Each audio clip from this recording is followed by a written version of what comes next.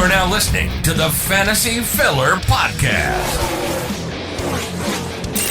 where we put you in the driver's seat every week, all year long.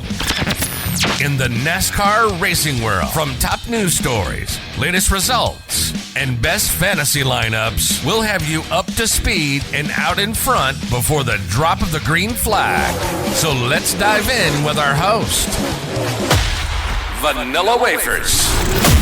We have already had 10 races here in the 2023 season for the NASCAR Cup Series. Lots of action, 7 different winners. Now we move on to the spring and summer stretch for the next 10 races and one step closer to the playoffs. This first 10 races will be started off with at Dover Motor Speedway, the Monster Mile. So we got to figure out who our top fantasy picks are going to be here for this weekend, as well as this week's news.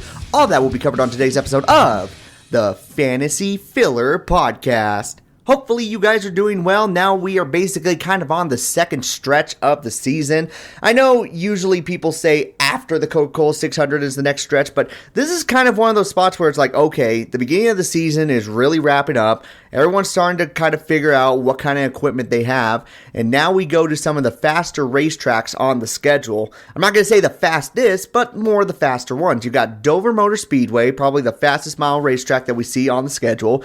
Kansas Motor Speedway is another important racetrack because not only is it a 1.5 mile track, which is the most abundant type of tracks here on the schedule, but it's also a racetrack on the playoff schedule. And then we have one of the crown jewel events, which is Charlotte Motor Speedway, or the Coca-Cola 600. So now drivers are really trying to bring their A game. This is when they start kind of flexing their muscles to see, hey, I'm doing decent here at the beginning of the season. Now I got to show that I will be a championship contender by the time September rolls around. And this is kind of the start of that stretch. So I'm pretty excited here for these next few races. Unfortunately for Dover Motor Speedway, I'm going to let you guys know this ahead of time.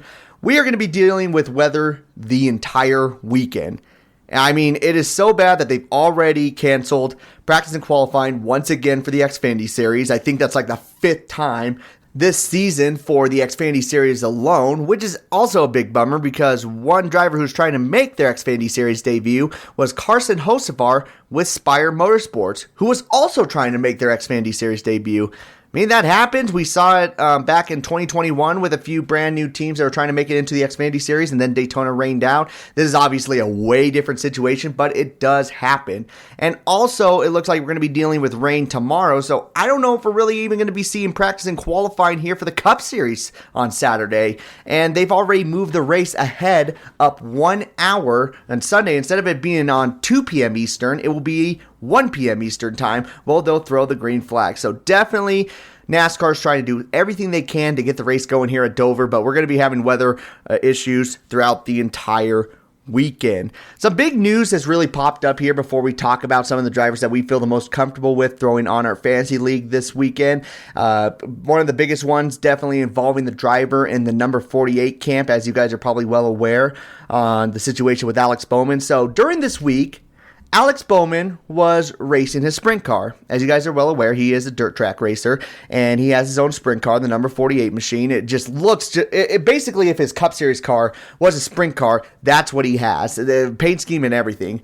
Well, unfortunately, he got caught up in an accident, which resulted in his vertebra getting broken. So that means he is going to be forced to miss 3 to 4 weeks of the 2023 season, starting here at Dover Motor Speedway. The driver who's going to be subbing in for him will be the same driver who subbed in for Chase Elliott at the oval tracks, which is Josh Berry, driver in the number 8 machine for the Xfinity Series.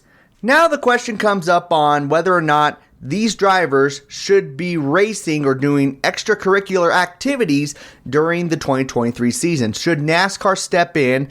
And also, should they be allowed to run for a championship if they are forced to miss a few races due to injury? I think at this point, that second question is not going to be really talked about. That's kind of thrown out already here for the 2023 season, just for the simple fact that Chase Elliott got himself a waiver after his skiing accident, which forced him to miss 6 races so far here this season.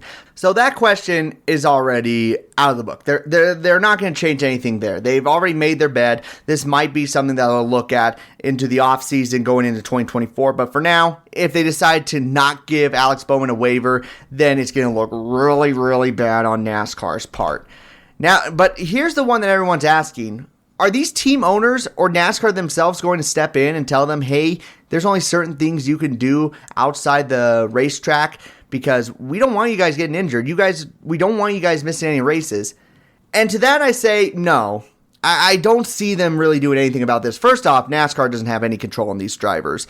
If you guys are well aware how NASCAR works, these teams are not a part of NASCAR. They're independent contractors. So yes, they work technically for NASCAR, but they are their own owners. NASCAR does not own them in any shape or form.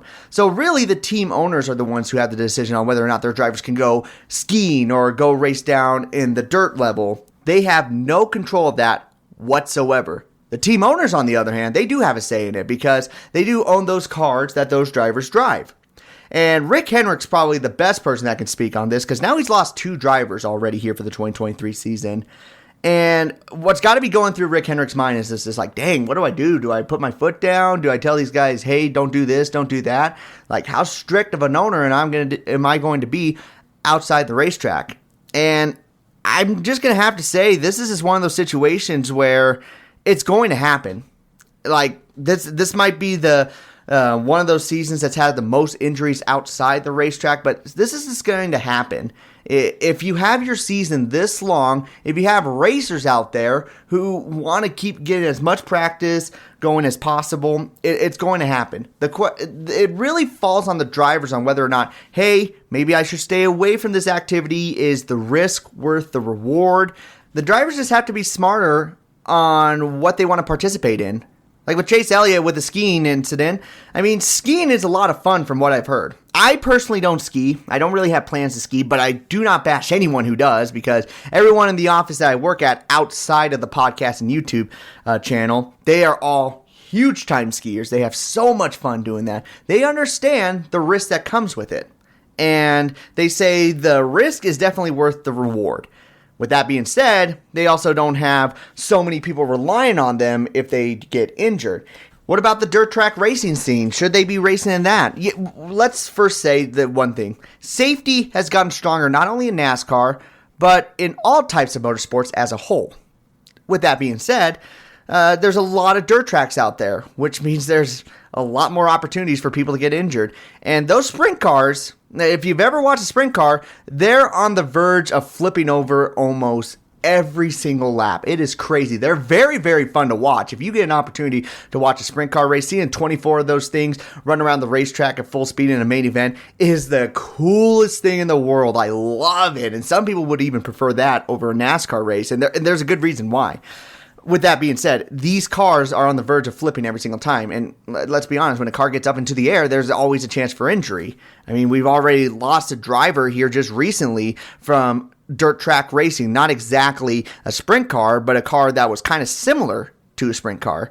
So I think if people wanted drivers to stay away from this, the first thing they got to consider is the fact that how much time they really put into a season, because we got one of the longest seasons here in all types of sports. It goes for 38 to 40 weeks. 38 to 40 weeks for these Cup Series drivers. And you only get like 2 weeks off throughout the entire time. Everyone's like, well, why don't you save your time for that? Let's be honest here. If you were sitting at work and they were like, all right, 38 straight weeks, can't do anything remotely close to kind of activities that could lead you to harm, including stuff that's similar to your job. That's got to be brutal. I think this is going to be one of those situations where drivers are going to do what drivers are going to want to do. Owners, they're going to be making rules, and if the drivers like those rules, they'll stay with the teams. If drivers don't like those rules, then they'll be like Tony Stewart or maybe even someone like Kyle Busch and go to a different team, and maybe even form their own team. I don't know. But this is really a situation where I don't think fans will have much to say. NASCAR, the only thing they can say is, hey, if you miss a race due to an injury, then there's a chance you're not going to be racing for a championship. That's all they can do. But what we've seen in the past, NASCAR really gives waivers out to everybody. I mean, they gave a waiver to Josh Williams, who was suspended by them, but they were like, okay, you can still run for a championship if you want, which I think is the craziest waiver I have ever seen. And yes, that's including people like Kyle Busch breaking his legs and missing multiple races, still winning the championship. I think this one is even crazier than that, to be honest with you.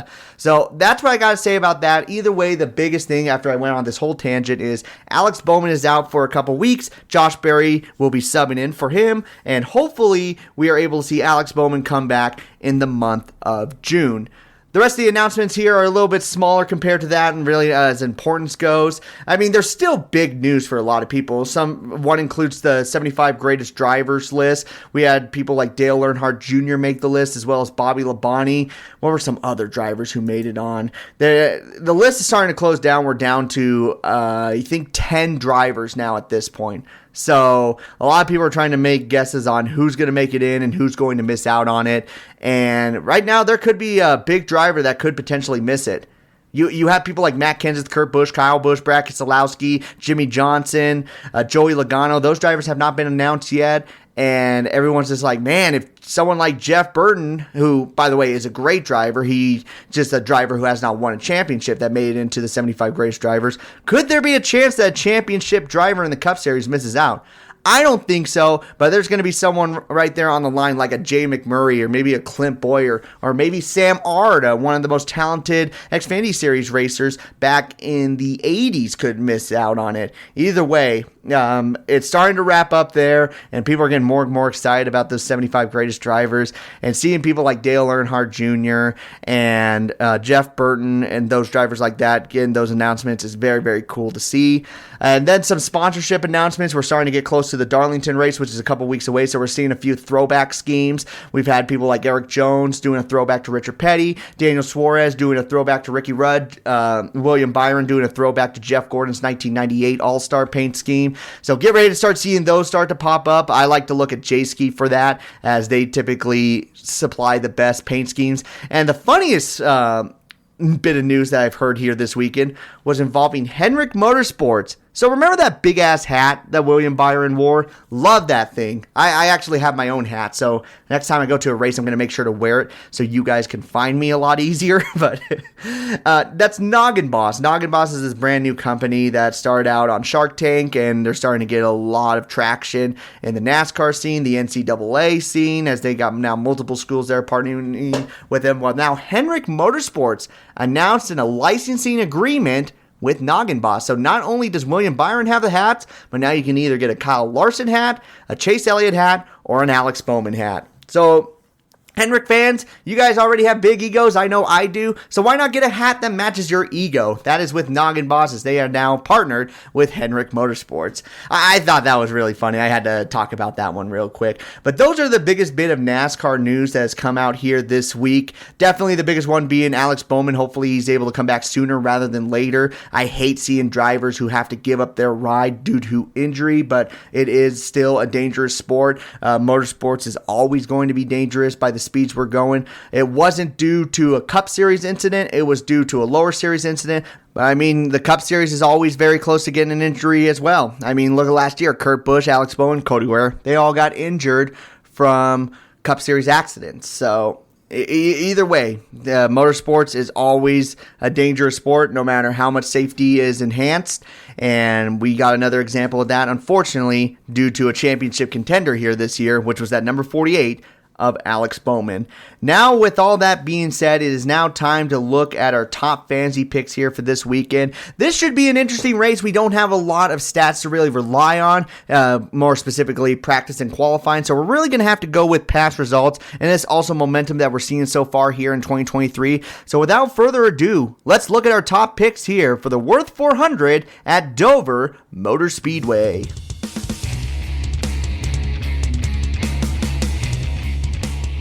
Alrighty guys, so you guys know how this works. You have 6 drivers on your starting lineup. 5 of them will count towards your points, while you'll have 1 in the garage area. You can only use 1 driver 10 times throughout the regular season, so that is why it's worth taking a gamble on some other drivers and sitting some drivers out when you feel like they can do so much better at some other racetracks down the road. We're first going to start off with our top picks. These are drivers that we think are not only going to do good in fantasy here this week, but also be potential winners. I'm going to include one from each manufacturer plus 2 extra. The first one being a driver who did really, really good in the Talladega race, but unfortunately was not able to be there when it mattered most. He was able to win stage 1, finish second in stage 2. I'm talking about the number 9 of Chase Elliott. Yet, it's going to be hard to look away from Hendrick Motorsports here this weekend. I feel like they're going to be running really, really well, especially what they've shown here at the beginning of the season.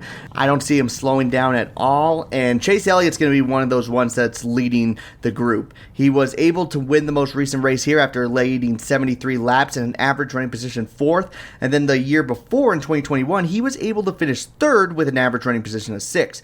I think a lot of people feel comfortable now with Chase Elliott returning. He's, believe it or not, had 2 good finishes, just one in the top 10, which was at Martinsville, and the other one where he was able to do really good in the first 2 stages. So I see him doing really well here in this race at Dover. Not only that, I honestly see him as a top-tier contender here for this race. Another driver that is considered a top pick, in my personal opinion, this one is for the manufacturer Ford. I have the number 4 of Kevin Harvick. It's so great to see Stewart-Haas Racing perform a lot better than they have the last couple of years, and Kevin Harvick has been a good example of that. You're seeing him run a little bit better compared to what he's been suffering with for the last 2 years. But one track he's always done good, no matter where the team is at Dover Motor Speedway. All his finishes in the last 5 years has been inside the top 10. Half of them have been inside the top 5, and 2 of them were victories. He has always been really good at this race. Now, he has not been able to lead laps in races where he was with struggling Stewart-Haas Racing, but now they're starting to make minor improvements, so who knows, maybe he'll be more of a top 5 driver. I honestly think he's going to be able to lead laps, contend for a stage victory or 2, and be in the top 5 when it's all said and done. So I feel like Kevin Harvick is a really good pick here for this weekend. Now let's include the Toyota camp. We've talked about Chevy, talked about Ford, now it's time to move on to Toyota, and to be honest, there's not really too many Toyotas that stick out to me here in this race. I think the one that's at the top right now would be Denny Hamlin at this type of racetrack. If it was an intermediate track, I'd lean more towards Christopher Bell, but he's had some rough finishes here in the past, minus last year. Denny Hamlin typically is more consistent at this race during the springtime. He typically runs well at this racetrack, especially towards the beginning of the season rather than the one during the playoffs, which is great for us because there's only one race per season here at Dover Motor Speedway now, and it's during the springtime. So I don't know how he's going to be able to do against Stewart-Haas Racing and Hendrick Motorsports.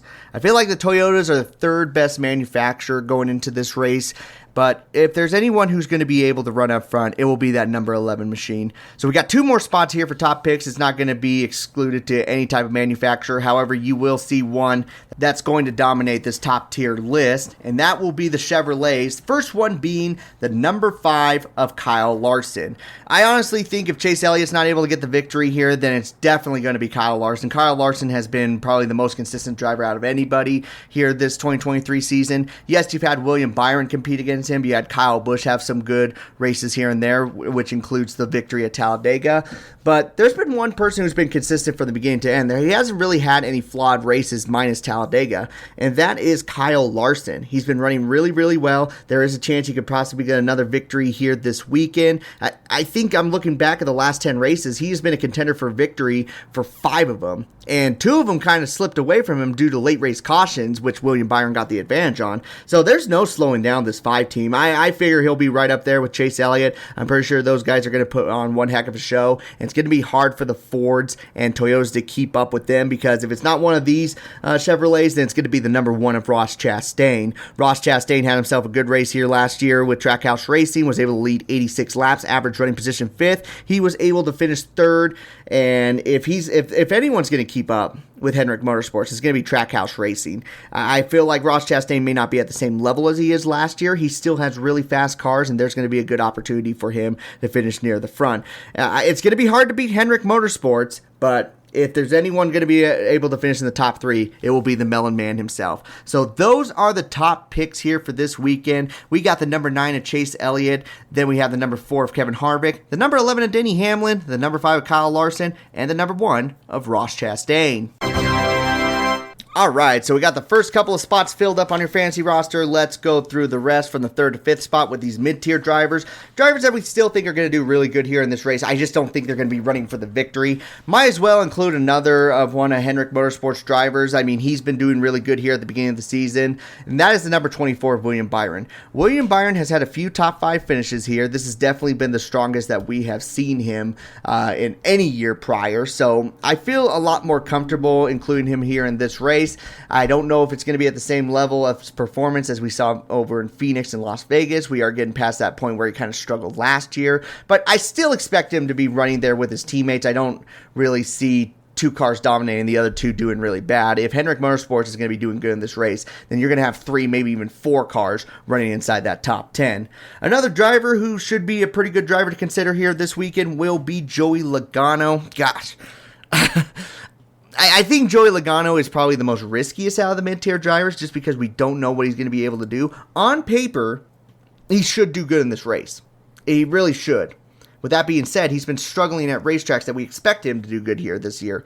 So he's a riskier mid-tier pick, but if you are on the belief that Joey Logano does not get multiple bad weekends in a row, then this weekend should be a good option for you to go with that number 22 machine. Toyota, that should be considered mid-tier. If it's not going to be Denny Hamlin, you're going to have Christopher Bell be running up front. As, yes, his finishes before 2022 have been outside the top 20, so that is a bit concerning. But last year when he was starting to get a lot more of a championship contender than he is at most a playoff contender, he really was running around the top 5 for the entire race, put on himself a really good performance, and you should not sleep on Christopher Bell this weekend. If you feel like Denny Hamlin and the Toyotas will be doing good, then Christopher Bell's going to be right there, right behind him. And then Kyle Busch, after a big victory at Talladega, will have himself another consistent week here, this one being at Dover Motor Speedway. He has shown some really good finishes in the past. Now, granted, these are all with Toyota, and Toyota has kind of been good at some races, struggling in other races in the past couple of years at Dover, and he kind of runs with that trend.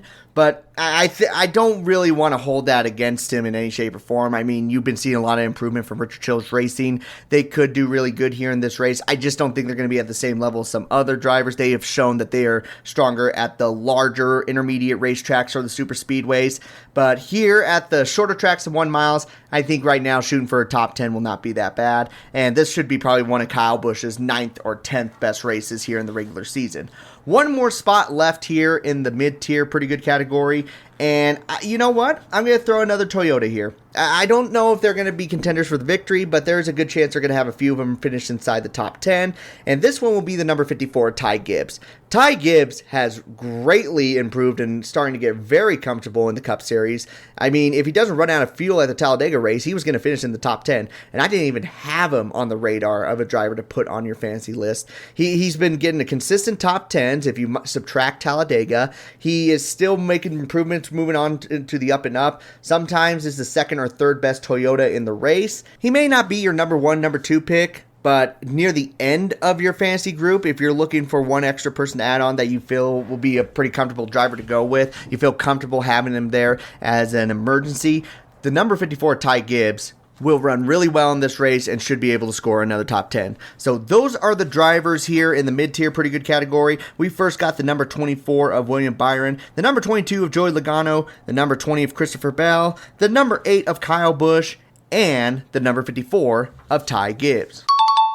All right, now it's time to look at some drivers that you want to take a gamble on here this weekend. Maybe you're going to see saving some of these drivers that we mentioned earlier for other races, and that's totally understandable. You only got 10 picks for each driver. So these drivers can be the real difference makers for teams in the long run, or even just be that little sneaky pick that no one's thinking about that could give you the win this weekend. There's definitely a couple good drivers here to take a gamble on. The first one I'm going to throw out is going to be a substitute driver, which I hardly ever do. You guys already know who it is, Josh Berry. After that impressive finish at Richmond, I now feel more comfortable if I'm going to take a chance on any driver who's going to be substituting, it will be Josh Berry. He is in really good equipment. He'll be right there with Chase Elliott and Kyle Larson as far as speed goes. Whether he's able to stay up there, that is the deciding factor that you must decide because he is a rookie here in the Cup Series. But if he's able to get the right pit strategies and able to stay up there with his teammates and around the top 10. Great driver to take a gamble on, and great opportunity to save some of your top picks.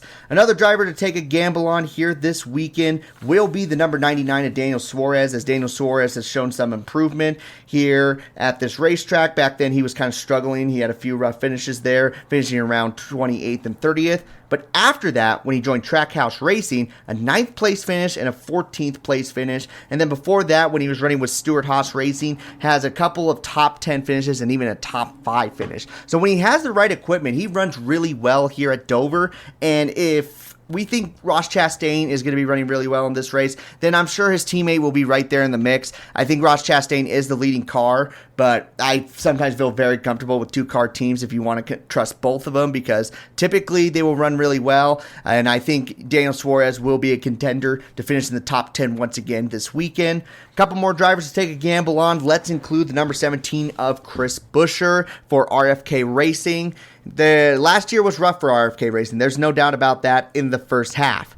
However, there was signs that they were going to be making some improvements, and this was one of the first races that we kind of saw RFK run really well at, because Chris Buescher was able to get the pole, lead 18 laps, average running position 8th, and he was able to finish 8th. So this is a really good track for Chris Buescher, and definitely a track to consider taking a gamble on for him. I mean, I don't know who's going to be the lead car here in this race. There's been some races where Brad Keselowski has been the best car out of the two, and in the other races has been Chris Buescher. And I think this race will be more on Chris Buescher's side. I feel a good solid top 10 for them would be really good, and definitely a driver worth taking a gamble on. Just 2 more spots left. Got some good drivers here to consider, but I'm going to throw some curveballs here that I don't think hardly anybody's thinking of right now. The first one being the Daytona 500 winner, the number 47 Ricky Stenhouse Jr. Ricky Stenhouse Jr. has shown some good moments here at this race. Remember last year, he was able to finish second. His average running position was 9th. It was very, very impressive. And before that, it has a top 10 finish in the spring race of 2020, a 9th place finish in the 2018 race, and he's led a few laps here, especially in the 2018 season where he was able to lead in both races. So this is one of those better racetracks for Ricky Stenhouse Jr. as it is. For them running better, thanks to that Daytona 500 victory and also just keeping up with these other teams. Definitely one to take a gamble on thanks to his consistency as well as his good finishes in the past. One last spot here. Let's give it to, I think I'm going to go with the number 31 of Justin Haley. Yep, Justin Haley not being considered for a lot of races, but if there's a racetrack that he's typically ran really good at in the past in both the Xfinity Series and the Cup Series, Dover, believe it or not, is one of them. He was able to finish 11th here last year, average running position of 13th, and then down the Xfinity Series, able to get solid finishes there. He was able to finish 8th in the spring race of 2020 and 4th in the fall race of 2019 down in the Xfinity Series. So definitely some good results there in the past, but definitely a driver that people are sleeping on that could be a good one to use if you're in one of those leagues where you can only pick one driver per race. I feel like Justin Haley, this could be one of his better performing tracks, so it would be a good opportunity to jump on him. At the same time, though, it could be a race where they kind of struggle. We've seen it in the past with the 16 machine and 31, just tracks that we expect them to do good. They just absolutely struggle the entire race, finishing 26 and worse. But this could be one of those races where I see him running around there in the top 15, maybe even getting a stage point here or there. I don't expect him to be a top gamble pick, but definitely one that's worth falling back on if you're looking to save some of your top drivers. So those are the 5 drivers to take a gamble on here this weekend. We have the number 99 of Daniel Suarez, the number 48 of Josh Berry, the number 47 of Ricky Stenhouse Jr., the number 17 of Chris Buescher, and the number 31 of Justin Haley.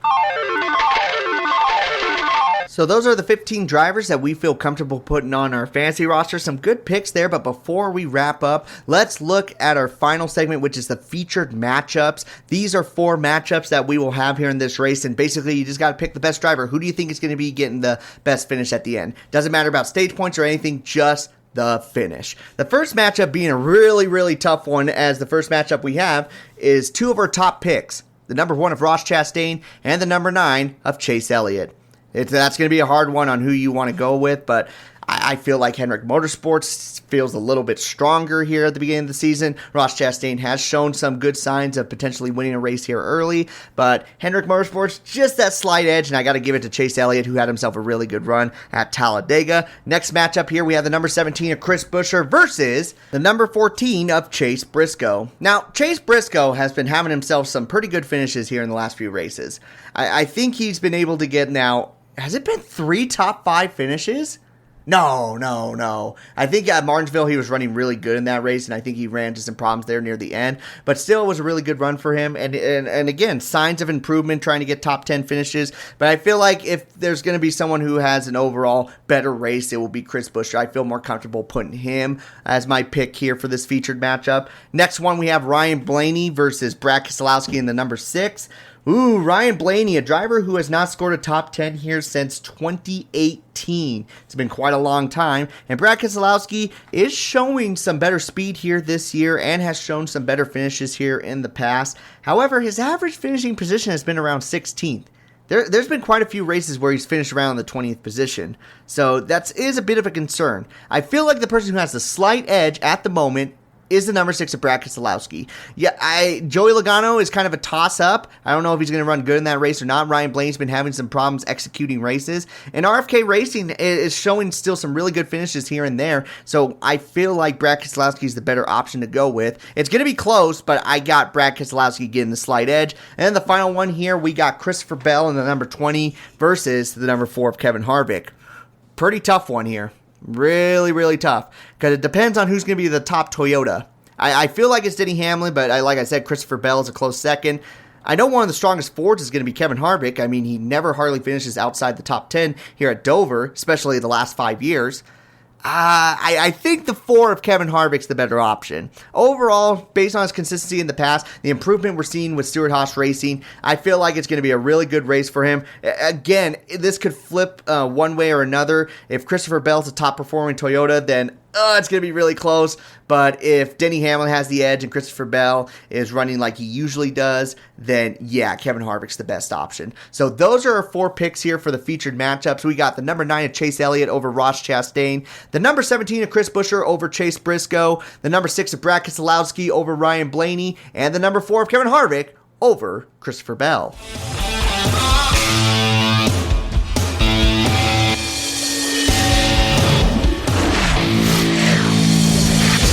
That will conclude our fantasy picks for today's episode, guys. Thank you so much for listening. Don't forget that the Dover race has been moved up an hour ahead. So instead of it being 2 o'clock Eastern time, it will now be 1 o'clock Eastern. So make sure that you tune in a little bit earlier, because the worst thing is when you're expecting to watch the race from the beginning, they're already done with stage 1. So again, Dover moving up an hour due to the weather. We're hoping that we can at least get the race done on Sunday, but there is a good chance that we may have to delay it till the next day. So fingers crossed on that one. If you want to follow me on social media, you can do so. Just look up at Vanilla Wafers on Twitter, TikTok, or YouTube. YouTube, I've been posting a video once every 2 weeks, kind of unfortunately just a delay on the most recent one. The next video should be about driver injuries and what it led to. Part 2, a lot of people like part 1, and I got a few good stories that I had to leave out due to how long the episode was getting. So I'm going to be able to post that one hopefully around Cinco de Mayo. That is the goal. And then on TikTok, I've been posting about 5 videos a week, all of them NASCAR related, some of them funny, some of them more trivial. So if that's something you're interested in, go check that out. Or if you want to talk to me during race day, Twitter is usually where I'm at. I don't really do too many tweets, but if someone tags me, I'll immediately reply to it. And before we go, we got some exciting news. So as you guys are aware, I've been trying to get guests on the show more often than not. It was supposed to be for every episode, then it turned to half the episodes. Now it's just episodes I can get them. So it's a little bit unfortunate, but maybe poor planning on my part. But we should have a guest here coming up either next week or the week after. It's going to be a really fun person to listen to. Many people know him from Twitter, and he's also a huge Kyle Busch fan. So details on that here in the coming episodes. But we're going to wrap up this episode right here, and I have been your host, Vanilla Wafers, and I've been able to take you to the front of the field. So why don't we grab that checkered flag, do some burnouts, and head on out. So you all take care. This has been the Fantasy Filler Podcast.